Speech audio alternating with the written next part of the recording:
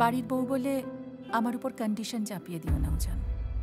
মনে রেখো, বম্বে থেকে এসে আমি তোমার সঙ্গে থাকছি, তুমি না। আমি আমার বাবা মাকে ছেড়ে এসেছি, তুমি না। আমি আমার চাকরি চেঞ্জ করেছি, তুমি না। আর তুমি খুব ভালো করেই জানো কনজারভেশন আর্কিটেক্ট হিসেবে এখানে আমার কোনো স্কোপ নেই, তাও আমি অ্যাডজাস্ট করেছি। হ্যাঁ করেছো, দ্যাটস নরমাল। এতে বলার কি আছে? সব মেয়ে করে, সব মেয়েদেরকে করতে হয়। ও উজান মুখার্জি বাইরে এত র্যাডিক্যাল, আর ভেতরে সেই পারিবারিক বস্তাপচা গল্প।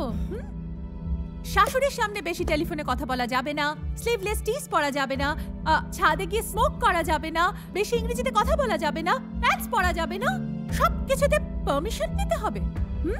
আর ধরো যদি উল্টোটা হতো, যদি আমি বলতাম যে আমি বম্বে থেকে আসতে পারবো না, তোমাকে অন্য শহরে এসে আমার বাবা মার সাথে অ্যাডজাস্ট করতে হবে, তোমাকে চাকরি চেঞ্জ করতে হবে, পারতে? পারতে না, আসতে না। Because men will be men will be men will be men।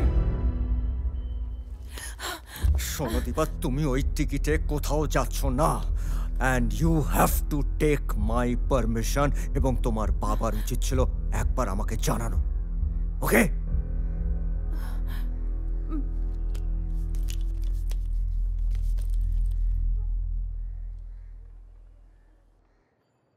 বিছানায় যখন আমরা আদর করি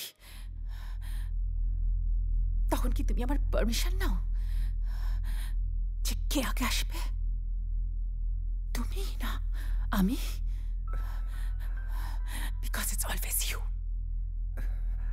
You first.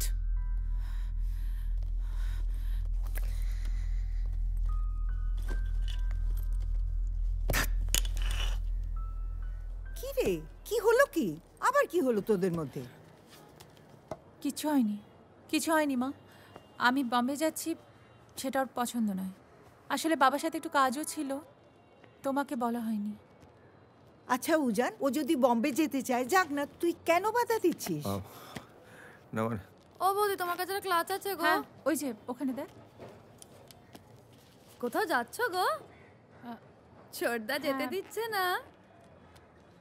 আরে বউকে ছাড়া একটা দিনও থাকতে পারে না গো।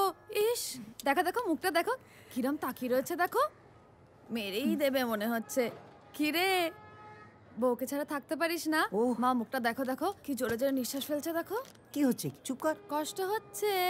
এই হ্যাঁ, সামলাও। ওরে বাবা বৌদি, আমি এখন আসছি, পরে দেখবো। টাটা রে। বাবা, তোদের মধ্যে এত প্রেম?